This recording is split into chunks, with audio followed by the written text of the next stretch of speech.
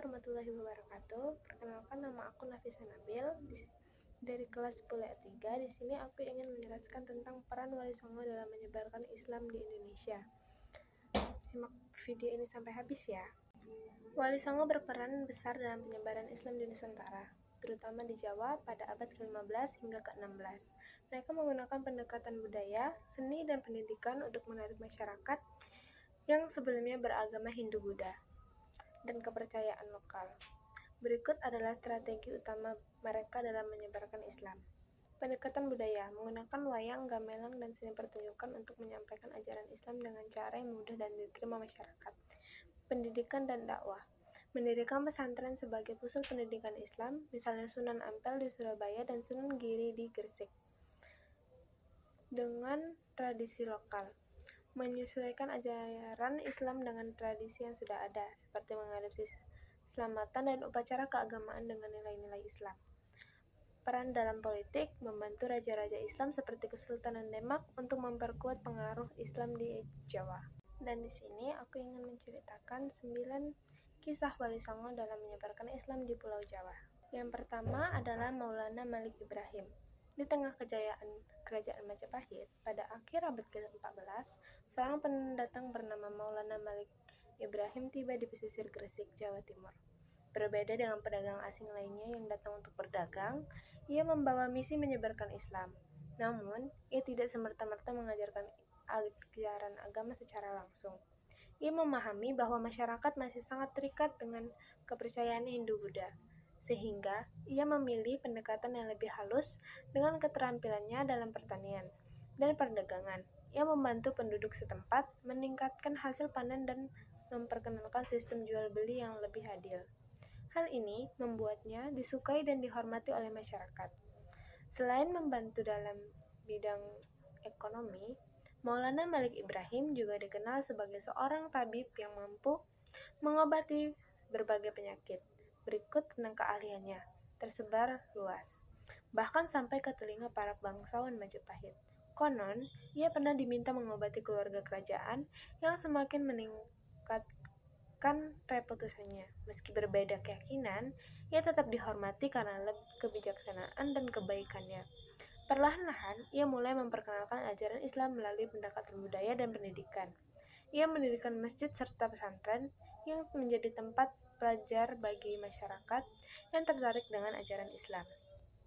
Setelah bertahun-tahun berdakwah dan membangun komunitas Muslim di Gresik, Maulana Malik Ibrahim akhirnya wafat pada tahun 1419 Masehi. Makamnya yang terletak di Gresik kini menjadi salah satu situs ziarah penting di Indonesia. Warisan dakwahnya tidak terhenti di situ karena murid-muridnya dan para wali songo yang datang setelahnya melanjutkan perjuangan menyebarkan Islam ke seluruh Nusantara. Dengan pendekatannya yang damai dan penuh kearifan, ia membuka jalan bagi penyebaran Islam tanpa paksaan, melahirkan perubahan besar bagi yang bertahan hingga kini. Kedua adalah Sunan Ampel. Sunan Ampel atau Raden Rahmat adalah salah satu wali songo yang berperan penting dalam penyebaran Islam di Jawa pada abad ke-15. Ia lahir di Champa, sekarang Vietnam, dan merupakan keturunan bangsawan Muslim. Setelah dewasa, ia datang ke Nusantara dan menetap di wilayah Ampel, Surabaya yang kemudian menjadi pusat dakwahnya. Dengan kebijaksanaan dan pendekatan yang damai, Sunan Ampel berhasil mengajarkan Islam kepada masyarakat, terutama di kalangan bangsawan yang saat itu masih menganut Hindu-Buddha. Sebagai seorang ulama yang cerdas, Sunan Ampel mendirikan pesantren Ampel Denta yang menjadi pusat pendidikan Islam pertama di Jawa. Pesantren ini melahirkan banyak murid yang kemudian menjadi tokoh besar dalam penyebaran Islam, seperti Sunan Giri, Sunan Bonang, dan Sunan Derajat.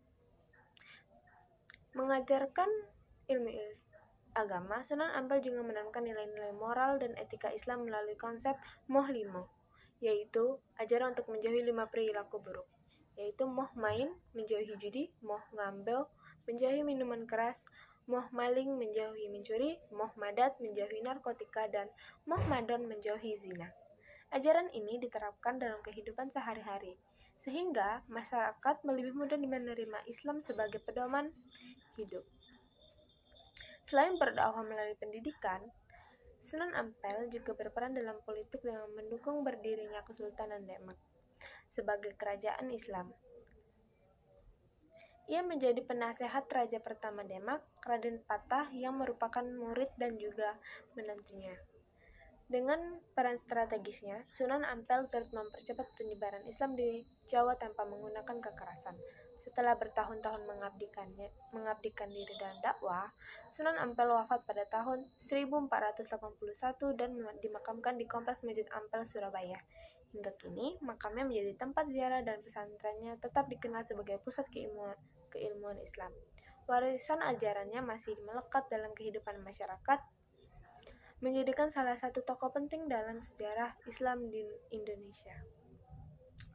Berikutnya adalah Sunan Bonang. Sunan Bonang atau Raden Maulana Takdim Ibrahim adalah salah satu wali songo yang berperan besar dalam penyebaran Islam di Jawa pada abad ke-15. Ia adalah putra Sunan Ampel dan cucu dari Maulana Malik Ibrahim, yang berarti ia lahir dalam lingkungan keluarga ulama besar. Sunan Bonang tumbuh dalam tradisi keislaman yang kuat dan sejak muda sudah dikenal sebagai seorang yang cerdas, serta memiliki pemahaman mendalam tentang agama.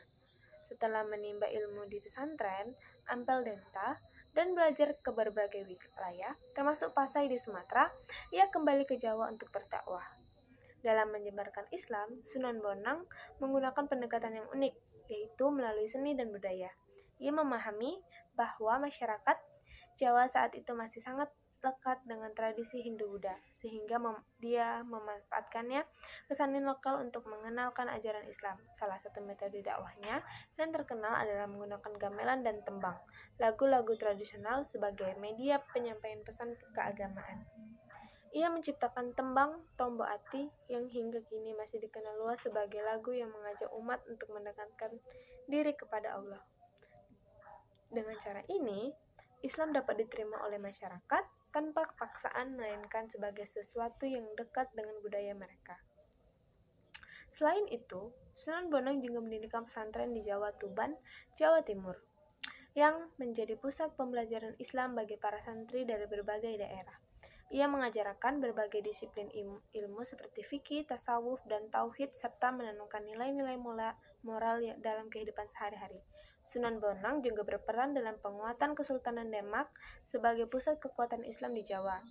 Melalui ajaran yang banyak murid yang kemudian menjadi tokoh besar dalam dakwah Islam, termasuk Sunan Kalijaga, yang kelak melanjutkan metode dakwah berbasis seni dan budaya. Sunan Bonang wafat pada tahun 1525 dan di makamnya yang terletak di Tuban menjadi tempat ziarah yang banyak dikunjungi hingga sekarang. Warisan ajaran terus hidup dalam tradisi Islam di Indonesia, terutama dalam penggunaan kesenian sebagai sarana dakwah dengan pendekatan yang lembut dan kreatif. Sunan Bonang berhasil memperkenalkan Islam kepada masyarakat Jawa tanpa meninggalkan identitas budaya mereka, menjadikannya salah satu tokoh penting dalam sejarah penyebaran Islam di Nusantara.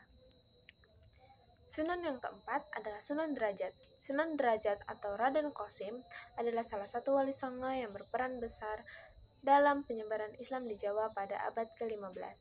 Ia adalah putra Sunan Ampel dan saudara dari Sunan Bonang sejak kecil. Ia mendapat pendidikan agama yang kuat di pesantren Ampel Denta, Surabaya. Setelah dewasa, ia memilih berdakwah ke daerah pesisir utara Jawa, tepatnya di Lamongan, yang saat itu masih dipengaruhi oleh kepercayaan Hindu-Buddha dan animisme. Dalam penyebaran Islam, Sunan Derajat dikenal sebagai wali yang sangat peduli terhadap kesejahteraan sosial. Ia tidak hanya mengajarkan ajaran Islam, tetapi juga aktif membantu masyarakat miskin dan tertindas. Ia mengajarkan cara bertani, berdagang, dan cara hidup mandiri agar umat Islam dapat hidup lebih sejahtera.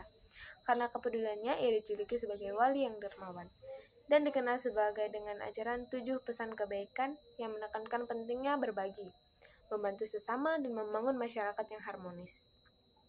Salah satu metode dakwah Sunan Derajat adalah melalui kesenian.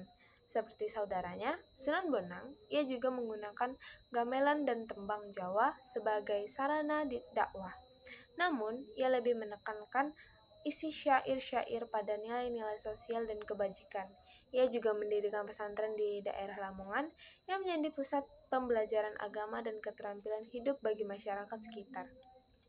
Sunan Derajat wafat pada pertengahan abad ke-16 dan dimakamkan di Lamongan. Makamnya hingga kini menjadi tempat ziarah yang banyak dikunjungi.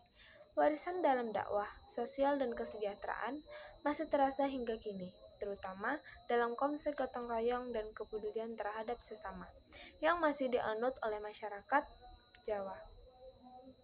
Sunan Derajat tidak hanya dikenang sebagai penyebaran Islam, tetapi juga sebagai sosok yang membawa perubahan sosial bagi masyarakatnya. Yang kelima adalah Sunan Kudus. Sunan Kudus atau Jafar Shodiq adalah salah satu wali songo yang berperan penting dalam penyebaran Islam di Jawa pada abad ke-16. Ia dikenal sebagai ulama yang cerdas, ahli dalam ilmu agama, dan memiliki pemahaman mendalam tentang budaya lokal. Nama Kudus diambil dari tempat dakwah utamanya, yaitu daerah Kudus, Jawa Tengah, di mana ia berhasil membangun komunitas Muslim yang kuat. Salah satu keistimewaan Sunan Kudus adalah pendekatan dakwahnya yang sangat toleran terhadap budaya dan kepercayaan masyarakat setempat. Saat itu, penduduk Kudus masih banyak yang menganut Hindu-Buddha, sehingga Sunan Kudus tidak serta-merta mengubah tradisi mereka secara drastis. Ia justru mengadopsi beberapa simbol budaya lama dan mengisinya dengan nilai-nilai Islam.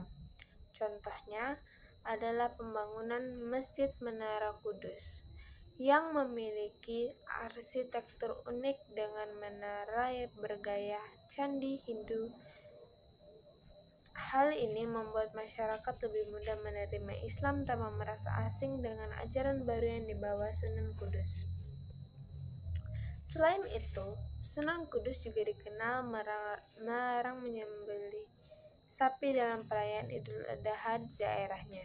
Ia memahami bahwa sapi adalah hewan suci dalam agama Hindu. Sehingga, dengan kebijakan ini, ia berhasil menarik simpati masyarakat untuk lebih terbuka terhadap Islam. Sebagai gantinya, ia menganjurkan masyarakat Muslim untuk menyembelih kerbau. Sikap toleran ini membuat dakwahnya diterima dengan baik dan Islam berkembang pesat di Kudus dan sekitarnya. Selain berdakwah melalui budaya, Sunan Kudus juga dikenal sebagai ahli ilmu agama dan sastra. Ia mengajarkan ilmu tauhid, fikih, dan tasawuf di pesantren yang ia dirikan. Ia juga mahir dalam bidang militer dan strategi perang, yang membuatnya dihormati oleh Kesultanan Demak. Perannya dalam memperkuat Kesultanan Demak sebagai pusat Islam di Jawa sangat besar, terutama dalam menghadapi ancaman dari kerajaan-kerajaan yang masih mempertahankan kepercayaan lama. Sunan Kudus wafat pada pertengahan abad ke-16 dan dimakamkan di Kudus. Makamnya menjadi tempat ziarah yang ramai dikunjungi hingga kini. Warisan dakwahnya yang mengedepankan toleransi dan pendekatan budaya masih terasa dengan kehidupan masyarakat Jawa, terutama di Kudus, yang hingga kini dikenal sebagai kota santri. Dengan kebijaksanaan dan keahliannya, Sunan Kudus tidak hanya berhasil menyebarkan Islam, tetapi juga menjaga harmoni antara berbagai kepercayaan di Jawa. Yang keenam adalah Sunan Kalijaga. Sunan Kalijaga atau Raden Said adalah salah satu wali songo yang paling terkenal karena metode dakwahnya yang unik dan inovatif. Ia dikenal sebagai wali yang dekat dengan budaya lokal dan menggunakan seni sebagai sarana penyebaran Islam. Berbeda dengan wali lainnya yang berdakwah melalui pendidikan formal atau pemerintahan, Sunan Kalijaga memilih untuk membaur dengan masyarakat, memahami kebiasaan mereka, dan memasukkan nilai-nilai Islam dalam budaya yang sudah ada. Menurut cerita yang berkembang, Raden Said berasal dari keluarga bangsawan di kerajaan Demak atau Tuban. Namun, pada masa mudanya, ia dikenal sebagai seorang perampok yang mengambil harta dari orang kaya untuk diberikan kepada rakyat miskin. Perbuatan ini dianggap melanggar ajaran Islam hingga akhirnya ia bertemu dengan Sunan Bonang yang membimbingnya untuk bertaubat dan mendalami agama Islam. Setelah menjalani masa belajar, Raden Said kemudian dikenal sebagai Sunan Kalijaga dan mulai berdakwah dengan caranya sendiri. Salah satu metode dakwah utama Sunan Kalijaga adalah melalui kesenian dan budaya. Ia menggunakan wayang kulit sebagai media untuk penyampaian ajaran Islam, mengubah tembang-tembang Jawa yang berisi nilai-nilai tauhid serta memperkenalkan pakaian adat serta baju takwa dan belangkon yang mengandung filosofi Islami. Dengan pendekatannya ini, masyarakat tidak merasa dipaksa untuk meninggalkan tradisi mereka, tetapi justru melihat Islam sebagai sesuatu yang selaras dengan budaya mereka. Selain dalam bidang seni, Sunan Kalijaga juga berperan dalam pembangunan Masjid Agung Demak dan penyebaran ajaran Islam di berbagai wilayah di Jawa. Ia dikenal sebagai seorang wali yang fleksibel yang tidak hanya mengajarkan ajaran syariat Islam, tetapi juga menekankan pentingnya kesabaran, toleransi, dan kebijaksanaan dalam berdakwah. Sunan Kalijaga wafat pada akhir abad ke-16 dan dimakamkan di Kalidangu, Demak. Makamnya hingga kini menjadi tempat ziarah yang banyak dikunjungi warisannya dalam dunia seni dan budaya masih sangat terasa, terutama dalam wayang kulit dan tembang Jawa yang tetap dipergunakan sebagai sarana dakwah hingga sekarang. Dengan pendekatannya yang lembut dan penuh kebijaksanaan, Sunan Kalijaga berhasil menyebarkan Islam di Nusantara tanpa menimbulkan konflik budaya, menjadikannya salah satu wali yang paling berpengaruh dalam ajaran Islam di Indonesia. Selanjutnya, Sunan yang ketujuh adalah Sunan Muria. Sunan Muria, wali yang dekat dengan rakyat jelata. Sunan Muria atau Raden Umar Said adalah salah satu anggota Wali Songo yang dikenal sebagai pendakwah yang dekat dengan rakyat kecil. Ia adalah putra Sunan Kalijaga dan cucu dari Sunan Ampel, yang berarti ia tumbuh dalam lingkungan keluarga ulama besar. Berbeda dengan beberapa wali songo lainnya yang berdakwah di pusat pemerintahan dan di kalangan bangsawan, Sunan Muria memilih untuk menyebarkan Islam di daerah-daerah pedalaman, pegunungan, dan pesisir, terutama di sekitar Gunung Muria, Jawa Tengah. Metode dakwah Sunan Muria sangat halus dan menyesuaikan dengan kehidupan masyarakat setempat. Ia tidak mengubah budaya secara drastis, tetapi memasukkan nilai-nilai Islam ke dalam keseharian masyarakat. Salah satu cara yang ia gunakan adalah melalui kesenian dan permainan rakyat seperti tembang dan wayang, mirip dengan metode yang digunakan ayahnya, Sunan Kalijaga. Ia mengajarkan pertanian, perikanan, dan keterampilan berdagang kepada masyarakat sehingga dakwahnya tidak hanya menyentuh aspek spiritual tetapi juga kesejahteraan sosial. Ajaran Sunan Muria menekankan pentingnya kesederhanaan hidup rukun dan dalam masyarakat. Ia mengajarkan Islam secara perlahan agar dapat diterima tanpa menimbulkan penolakan. Ia juga dikenal dengan metode Topo Ngali, yaitu berdakwah dengan menyatu dalam kehidupan masyarakat, tidak memisahkan diri sebagai ulama yang berjarak dengan rakyat kecil. Sunan Muria wafat pada abad ke-16 dan dimakamkan di puncak Gunung Muria. yang kini menjadi tempat ziarah yang banyak dikunjungi. Warisan dakwahnya masih terasa dalam kehidupan masyarakat pedesaan Jawa, terutama dalam tradisi yang tetap mempertahankan unsur budaya lokal dengan nilai-nilai Islam. Dengan pendekatan yang lembut dan pembumi, Sunan Muria berhasil menyebarkan Islam di kalangan rakyat kecil tanpa menghilangkan identitas budaya mereka. Yang kedelapan adalah Sunan Giri. Sunan Giri atau Raden Paku adalah salah satu wali songo yang berperan besar dalam penyebaran Islam di Nusantara, terutama di wilayah Jawa dan Timur dan sekitarnya. Ia merupakan putra dari Maulana Ishaq, seorang ulama dari Pasai, dan sejak kecil sudah dididik dalam ilmu agama. Setelah belajar di pesantren Ampel Denta di bawah bimbingan Sunan Ampel, ia melanjutkan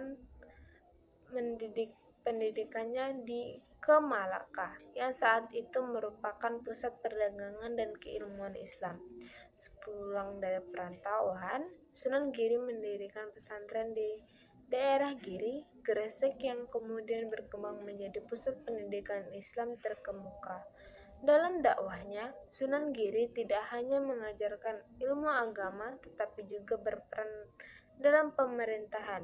Ia mendirikan Kesultanan Giri yang menjadi pusat kekuasaan Islam di Jawa Timur dan memiliki pengaruh besar hingga ke Lombok, Sulawesi, dan Maluku. Selain itu, ia dikenal sebagai pendidik yang kreatif, menciptakan berbagai permainan dan tembang untuk mengajarkan ajaran Islam kepada anak-anak. Permainan tradisional seperti jelungan, cublak-cublak suweng, dan jemuran dikaitkan dengan nilai-nilai Islam sehingga ajaran agama dapat diterima dengan mudah oleh masyarakat. Sunan Giri juga berperan dalam mendukung Kesultanan Demak sebagai kerajaan Islam pertama di Jawa. Ia sering memberikan nasihat kepada para penguasa dan terlibat dalam strategi politik untuk memperkuat Islam di Nusantara. Setelah wafat pada abad ke-16, ia dimakamkan di Gresik dan makamnya hingga kini menjadi tempat ziarah yang banyak dikunjungi. Warisannya dalam bidang pendidikan, politik, dan dakwah melalui budaya masih terasa dalam perkembangan Islam di Indonesia, menjadikannya salah satu tokoh penting dalam sejarah penyebaran Islam di Nusantara. Selanjutnya yang kesembilan adalah Sunan Gunung Jati. Sunan Gunung Jati adalah wali songo yang memimpin Kesultanan Cirebon. Sunan Gunung Jati atau Syarif Hidayatullah adalah salah satu-satunya wali songo yang juga berperan pemimpin politik. Ia berperan besar dalam penyebaran Islam di wilayah Jawa Barat, khususnya Cirebon dan Banten. Sunan Gunung Jati lahir dari keluarga bangsawan dan memiliki garis keturunan Nabi Muhammad melalui jalur ayahnya, Syarif Abdullah, seorang penguasa di Mesir atau Gujarat. Ibunya, Nyai Rara Santang, adalah putri Prabu Siliwangi dari Kerajaan Pajajaran. Dengan latar belakang ini, ia memiliki pengaruh besar dalam dakwah Islam di tanah Sunda. Telah menimba ilmu agama di berbagai tempat, termasuk Pasai dan Makkah. Sunan Gunung Jati kembali ke Nusantara dan menetap di Cirebon. Ia kemudian mengambil alih pemerintahan Kesultanan Cirebon dari kakeknya, Prabu Cakrabuana, dan menjadikan Cirebon sebagai pusat penyebaran Islam di Jawa Barat. Sebagai pemimpin, ia tidak hanya mengajarkan agama, tetapi juga memperkuat Cirebon sebagai kesultanan Islam yang mandiri. Lepas dari pengaruh kerajaan Pajajaran yang masih menganut Hindu-Buddha, metode dakwah Sunan Gunung Jati terkenal dengan pendekatan adanya budaya dan politik. Ia berdakwah melalui hubungan diplomasi dengan kerajaan-kerajaan sekitar, termasuk menjalin hubungan dengan Demak dan Aceh. Ia juga menggunakan seni dan bahasa Sunda dalam dakwahnya, sehingga ajaran Islam dapat diterima oleh masyarakat setempat tanpa paksaan. Selain itu, ia aktif dalam membangun infrastruktur Islam seperti masjid, pesantren, dan jalur perdagangan yang memperkuat ekonomi umat Islam. Selain di Cirebon, Sunan Gunung Jati juga berperan dalam Islamisasi Banten. Ia mengutus para putranya Maulana Hasanuddin untuk menyebarkan Islam di Banten yang kemudian berkembang menjadi salah satu pusat Islam di Nusantara. Pengaruhnya dalam Islamisasi Jawa Barat sangat besar karena banyak kerajaan dan masyarakat yang akhirnya memeluk Islam melalui jalur diplomasi dan perdagangan. Sunan Gunung Jati wafat pada abad ke-16 dan dimakamkan di Gunung Sembung, Cirebon. Makamnya menjadi salah satu tempat ziarah yang banyak dikunjungi hingga kini. Warisannya dalam penyebaran Islam dan pembangunan Kesultanan Cirebon tetap dikenang sebagai bagian penting dalam sejarah Islam di Indonesia. Itulah 9 wali songo yang sudah menyebarkan Islam di Indonesia, terutama di Pulau Jawa. Wassalamualaikum warahmatullahi wabarakatuh.